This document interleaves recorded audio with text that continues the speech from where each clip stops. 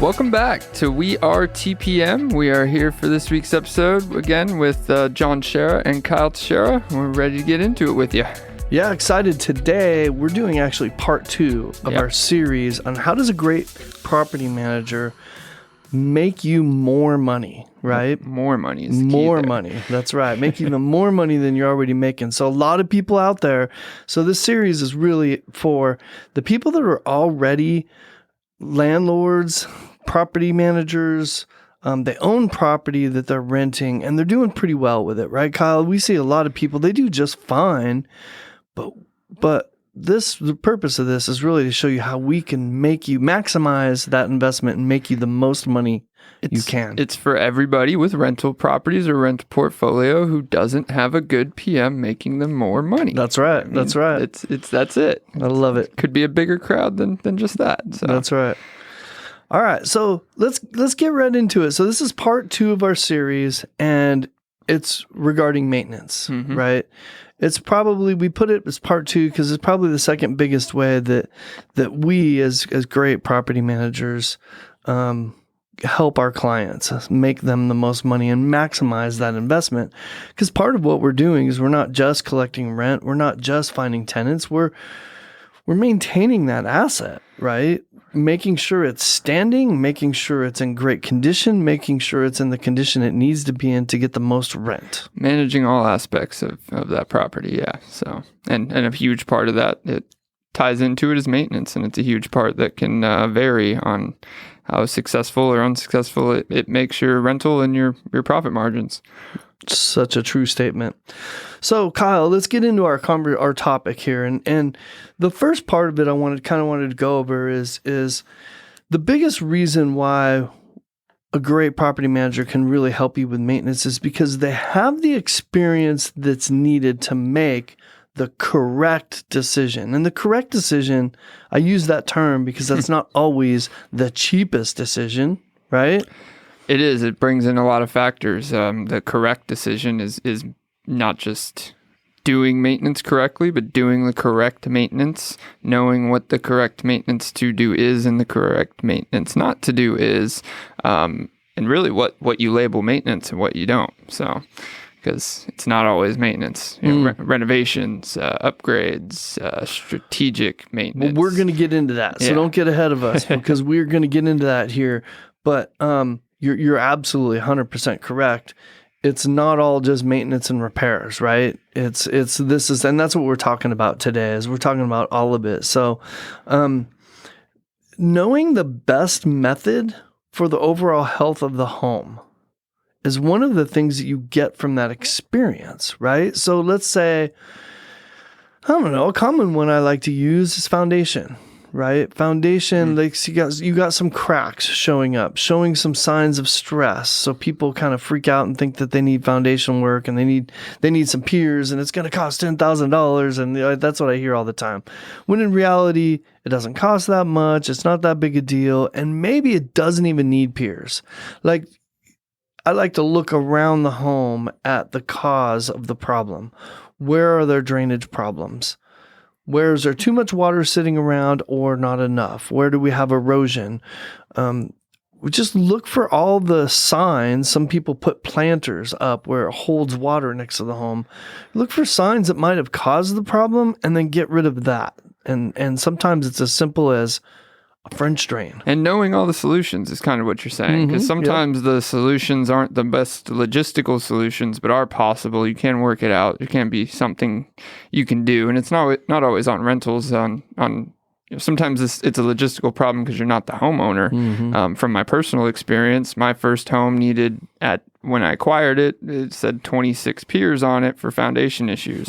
Well, I was property manager and still am, but I went my own route and got gutters and watered the lawn that hadn't been watered in 20 years and, got that part of it correct. And by the end of it, it needed 3 piers on one corner, because that's what was dragging down the home. It was the ground. So knowing why things happen really help you make the correct decision on how to mitigate them. So that's a great example of that's exactly right.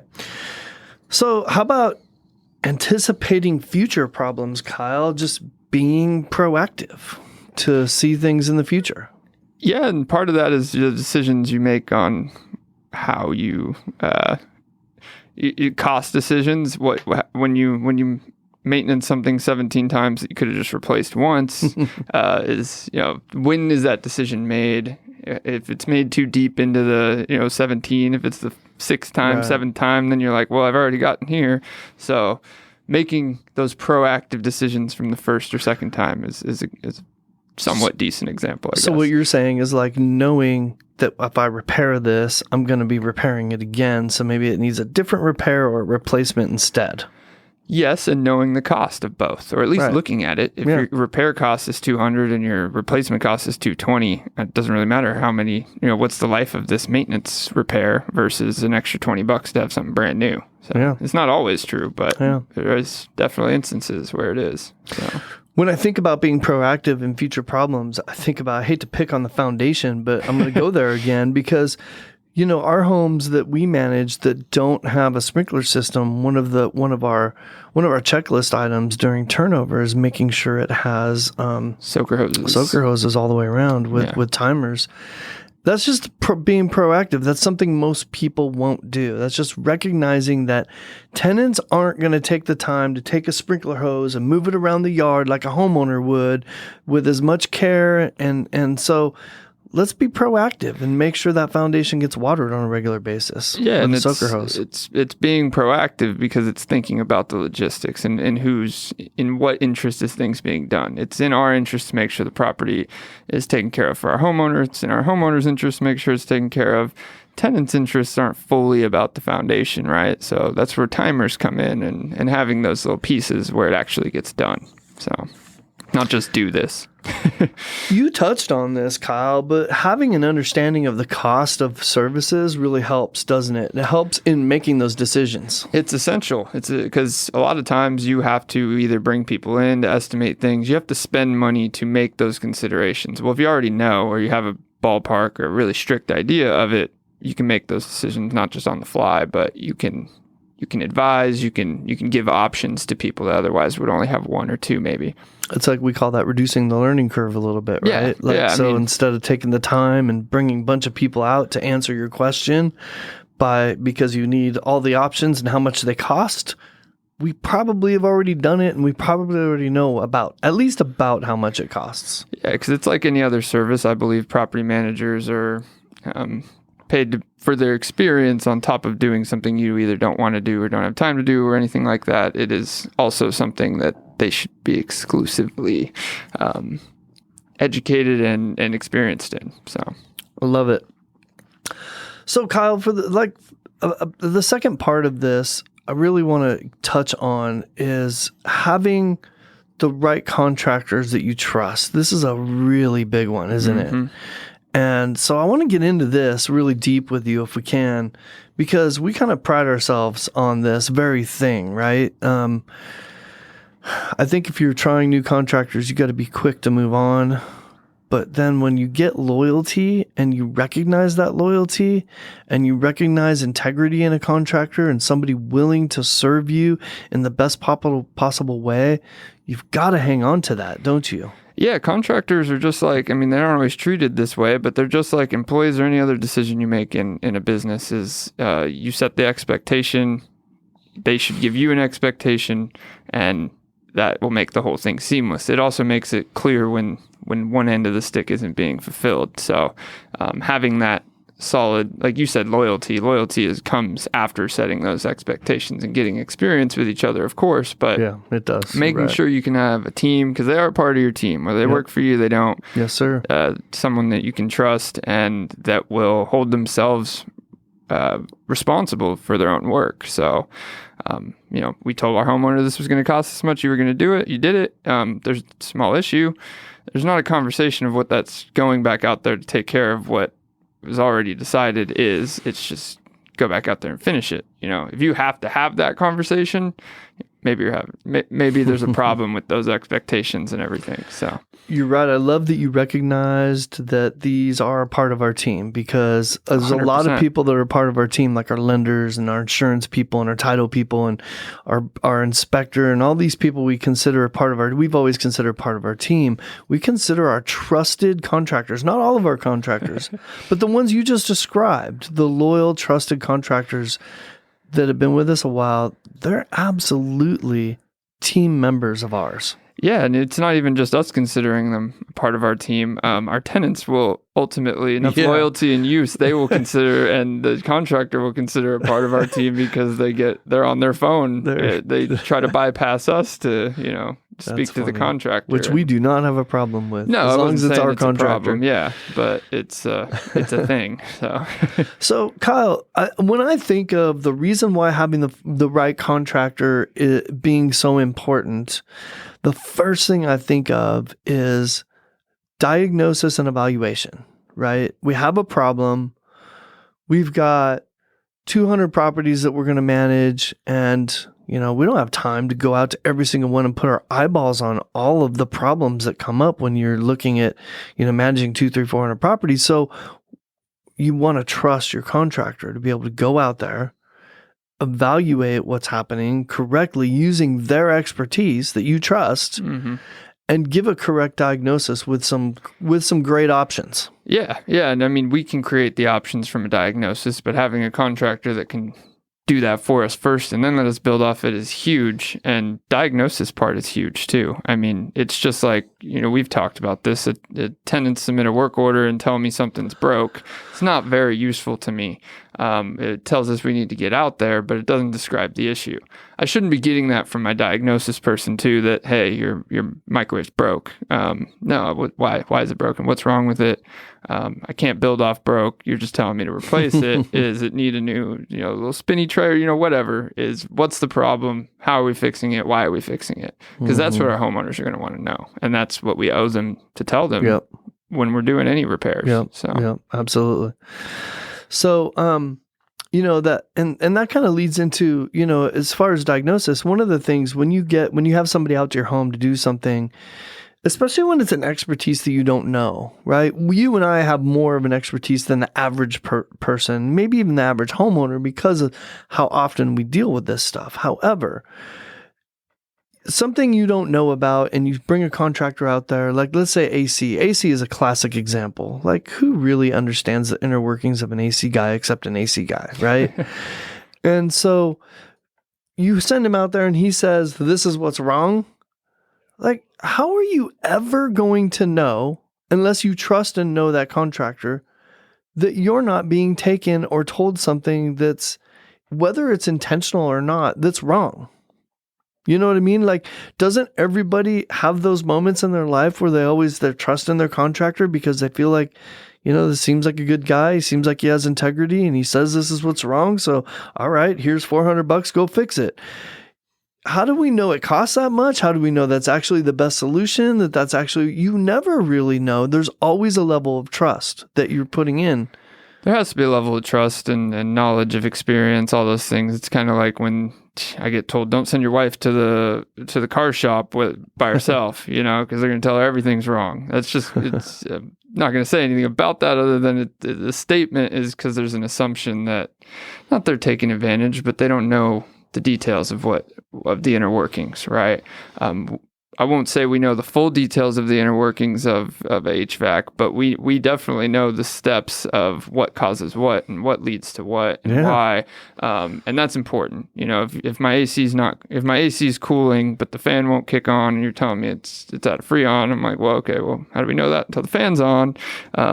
Then check the Freon, that kind of thing. There's a step to the process. Yeah. And to your point, and to the point of our topic is having that right contractor allows us to not have to go through those steps, right? Mm-hmm. We have a couple AC contractors we use that we have so much trust in that we don't even need to question when they say, right? our AC contractor we've been using for years. I'm going to give them a shout out. Is that okay, Kyle? Is it okay? We give them a shout out. Jesse Romero. Romero's HVAC or Romero's Heating and AC is what it's called technically. But Jesse and I go way back. His son Tim has been running the company. They are great people, tons of integrity. And one of the things I learned from working with them, I learned a lot about AC because they stopped and they explained to you, especially if you were on site, right? They would stop and show you and explain to you. And they've been a real blessing in our understanding and our level of understanding on where we are right now. Oh, they're a huge part of it. And like you said, the trust makes it to where you don't need to know all those details, or you can trust that that their diagnosis is true. That doesn't mean we don't get them, right? They still provide those to us. There's never a question or a question we reach out about why this happened, whatever the case, they can't answer right then and there, or I can't talk to the tech that went there, or the tech doesn't come by our office if it's a big enough issue and explain it there at face value. So that level of, I guess, cooperation is huge. So. You're right. I feel like, Kyle, that there needs to be like a PSA right now, right? Like I'm sitting here realizing and remembering all the stories I've ever heard about people being told they needed a new AC unit from these bigger companies the guys that they send out are commission based, and their pay is based on selling systems, not selling little $25 parts and getting $75 trip fees, right? And so a lot of, I don't want to say all, but a great many of our big AC companies are structured this way. And people are told they need new AC systems when they need maybe a small little capacitor. Well, and part of that's tied to, ironically, a law from 15, 20 years ago about, getting R22 Freon out of use in the U.S. It was a 20-year, don't correct me if I'm wrong, 20-year plan that ended in 2020. It was right? Bill Clinton that did it. Yeah, and it got more and more expensive for recharging and all that. So it gave this whole umbrella of you need to replace your AC unit, but because it's not cost effective to repair this 7 times over the next 10 years, it's not that you need to do it right now. It's just I'm making that decision for you. Right. People don't want those kind of decisions made for them. If right now they're strapped and they could repair it for $150, You're 100% right. So the attitude and the sales pitch that we heard from AC guys that we're hearing now, which is actually a valid one, there's no point in fixing this because the parts are too expensive and the Freon's too expensive. That's actually a valid point now, but we were hearing that 10 years ago when you could have just been repairing it and keeping it going over the course of 10 years. Yeah, and then you have the whole ironic thing of the date was January 1st, 2020, and then COVID happened, and then that kind of the Freon ban became a little bit of a gray area. So it'll probably continue to go into effect now, but it bought some time. Okay, so let's get into the level of one of the reasons why our contractors work so well for us is because they get a consistent level of business from us, right? Yes. And they really appreciate that, don't they? Yeah, it's loyalty, appreciation. If you want to get the best bang for your buck, which we want to get for all of our clients, don't ask people to discount their service. Make their service worth it to them. That's right. If I guarantee you, I don't have to guarantee it, but if you know you're getting service at all my properties and all this stuff, there's a certain level of loyalty there, and call it retail value. We're not charged retail value. We're charged. That's right. I call it a fair price, right? Because it's a price that that's less than the average consumer would get, but it's still a fair price that makes it worthwhile for the contractor, because I operate by I think that there's a really simple rule that people either get or they don't get. And that is that you get what you pay for, right? That's true for everything in life, right? And you pay more to get more. You pay less, you're going to get less. That's just a really simple idea. And some people have a hard time wrapping their brain around it. But with contractors, it is so true. It is true, especially if you look at the details. I mean, sometimes what you get isn't what you thought you were paying for, but you get what you pay for is important because it matters in the decisions you make, not just on using contractors, but on what upgrades you do and which direction you go with it. So what's better for the investment goal here? If it's a 30-year rental, what's better for a 30-year lifespan of this house versus what's better for this year? So yeah, love it. All right, Kyle, let's switch gears. Let's get away from contractors a little bit. How's that? Okay, so let's talk about it's a maintenance episode. No, I'm just kidding. Well, it's maintenance and repairs, kind of, right? So let's talk about knowing when a specific update is necessary. And we've had some interesting things that we've done recently with some of our units that we could talk about, but this is important. This is important for whoever's managing your property to be able to recognize that this is necessary to improve the value of your rent. That's really the goal, right? This is a rental property, so you want to get the most, maximize the most rent you can out of it. Yeah, and that takes, there's timeline decisions in there, like things you do during a flip versus during a turnover, during when a tenant's in there. Like I'm always huge on if you're going to renovate to make maximum profit on a rental, which is assumingly what most people do, right. Then do that and make the changes that are going to mitigate regular maintenance over the course of that lease, or mitigate a whole bunch of repairs that add up to your entire renovation bill because they were done in specific trips over 3 years. All that adds up when you do it. Just like what you said earlier, you get what you pay for. You do everything you need to do all at the time you've set to do it. You're setting yourself up for a lot more success. When you leave 20% out, that 20% is going to be sprinkled over whatever time period horizon is still there. And cost-wise, that costs more money. It always costs more money. So more money, more headache, right? Yeah. Yep. It's bulk work, bulk discounts. Everything in life is cheaper when it's in the bulk. I love it. So to your point, you're making the home, you also want to make the home more appealing to tenants, which is kind of your point there is, if you're going to do it during turnover. But when you're trying to decide what updates to do updates that are going to make the home more appealing to tenants. So more potential tenants want to rent the home. Yeah. And it's not just, hate to steer it back to HVACs, but it's not just wanting to rent the home. We beat up on foundations and HVACs today. But staying in the home is also great for, you don't want turnovers. Homeowner doesn't want it. Tenants generally don't want to move. But one of those underlying things you don't really see and people don't mention as often is electricity bills.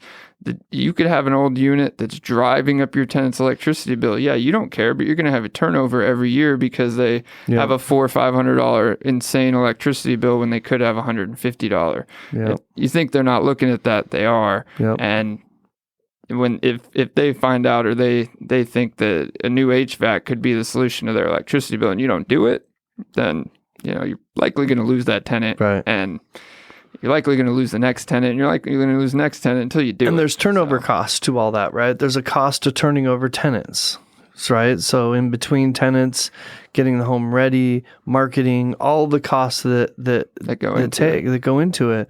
Yeah. So and absolutely. It's marketable to tenants to say I have new energy efficient HVAC with the water heater too. I guess not as big if we're being honest, but I mean it's still to see energy efficient things like new windows replaced, all that. Like if you know what you're talking about, and looking for cheap bills.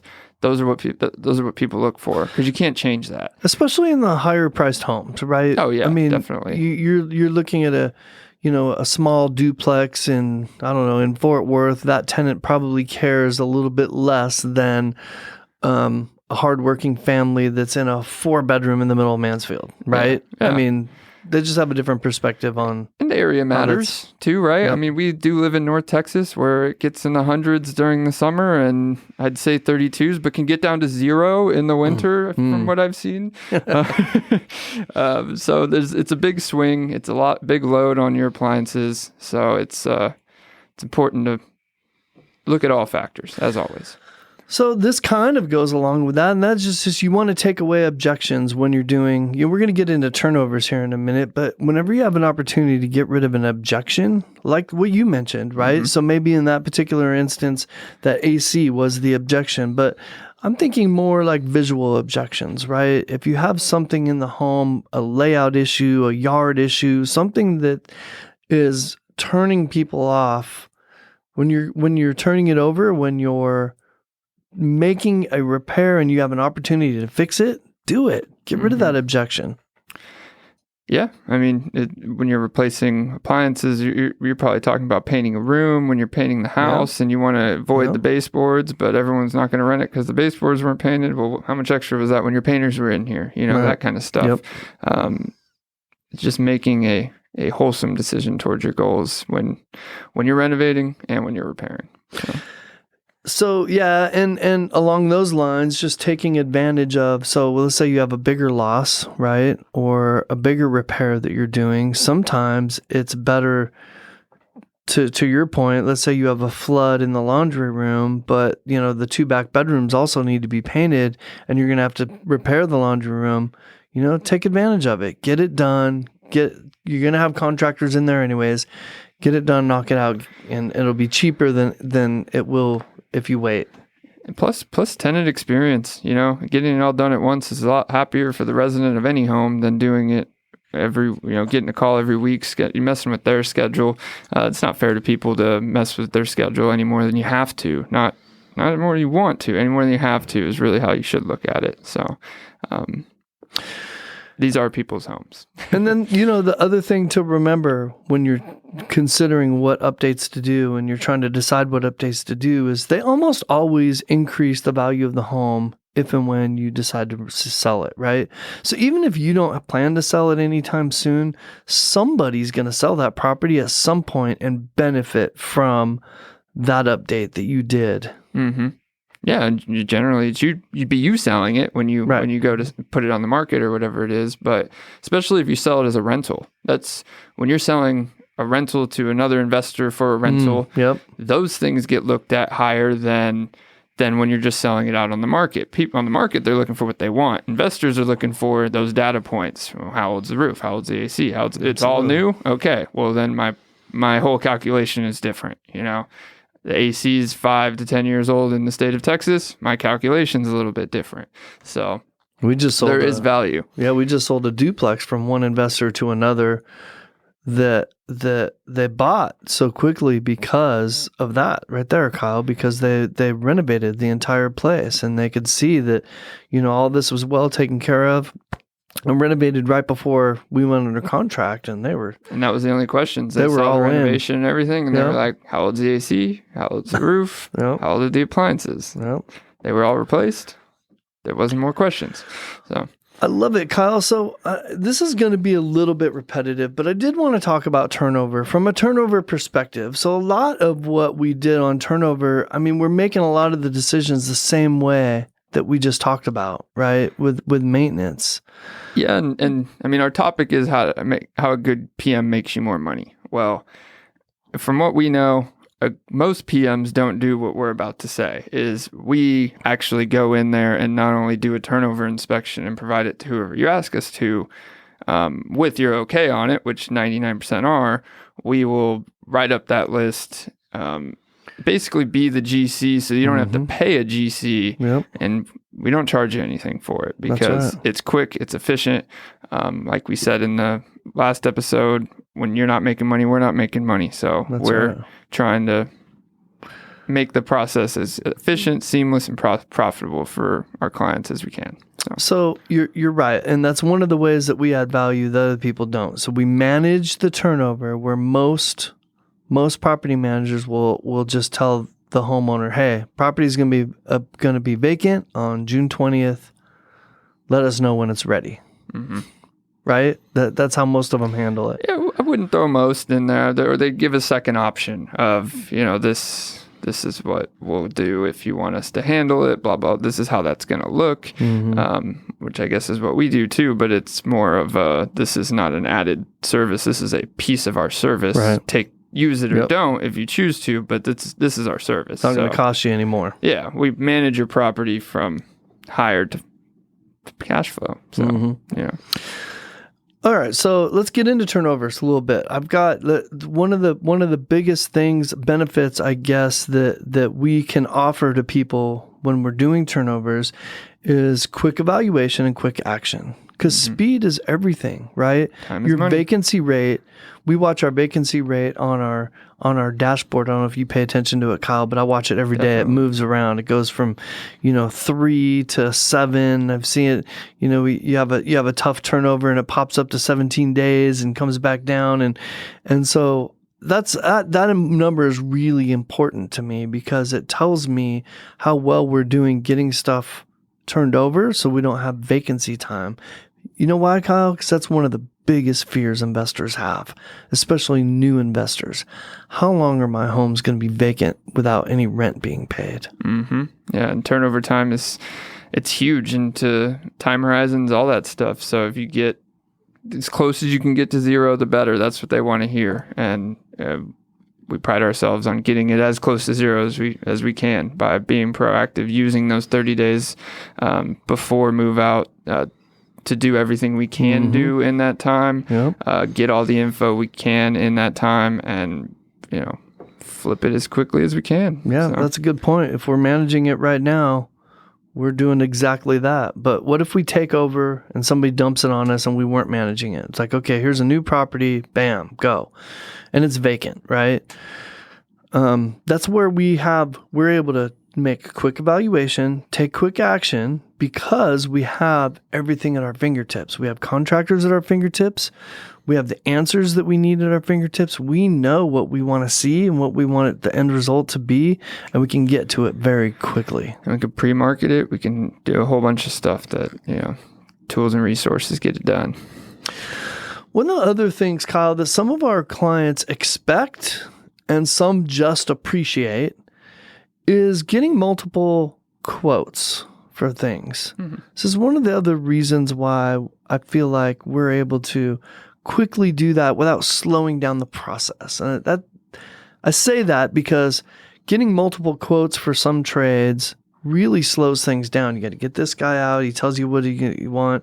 Then you got to call somebody else and wait another day or two for him to get out there and get the quote back to you. And like a week or two could go by while you're waiting for 3 quotes for something, right? And that's money lost. So being able to get those quotes quickly from contractors that we know and trust is another huge advantage. I can present to my homeowner 2 or 3 quotes very quickly and, give them a recommendation. Yeah, and you can call it the power of property management if you want. When we show up on their phones, they try to jump to make sure they can get in the regular business line, right? Where if any retail customer does it, it's not the same rush. And that's when we need to do that. Bringing it back to loyal pricing and all that stuff, it's generally a testament to getting our clients to love our loyal contractors, because they don't know that we're getting other bids for their work, and generally they never find out because I get other bids and I'm like, yep, it's still the one. So and they stop asking. So One of my final things here, Kyle, that I wanted to talk about, experience just gives us the understanding of what a property needs to maximize that investment, to get the most out of it that you possibly can. And so I wrote down something here that and I have kind of an analogy that I like to use. Don't overdress for the occasion. Yeah. So this is one of I get sellers that ask me to help them sell their home, and I get and homeowners that renting their properties both they fall victim to this HGTV mentality. I got to do all this stuff. I saw this guy do this. I got to do this. I got to have a barn door there and a ranch sink there, and so. Sometimes the analogy is like this: you don't dress up in a tuxedo and a cocktail dress to go to a backyard barbecue. You're still going to get a hot dog and baked beans. right? No matter how much money you spent on that tuxedo and that dress and how much time you spent to get it all dressed up, when you went to that backyard barbecue, you're not getting any more out of it. You're still getting beans and hot dogs. Yeah, and I think what you're getting at is making a rental how you want it, or how you think it should look, or making one of your rentals to your desires and all the things you would put in your home, and forgetting that you're not creating a home for yourself. You're not even creating a home for anyone specific. You're creating a home for the market. Exactly. Unless you're not, you're creating a home for the market. So those things you think making you feel better or whatever are actually hurting because they're specific to you, which means they're sometimes specific to others, but not specific to a whole nother net of people. So I hate to say just keep it a blank slate and neutral, but when you get outside of the realm of I'm doing this for a reason that relates to a subset of people or something like that, you're not targeting the whole market, and you always want to target the whole market. So, well, yeah, and I just don't want. I just hate to see people waste money and do things that aren't going to get the return back from them. Really is really the point, right? So, like, people do a specific update thinking, okay, I'm going to be able to get $100 more a month. Well, maybe not. Maybe the market doesn't care about that as much as you do, and nobody's willing to pay for that, right? But you could take that money and spend it over here and get more money, and that's kind of where our expertise comes in.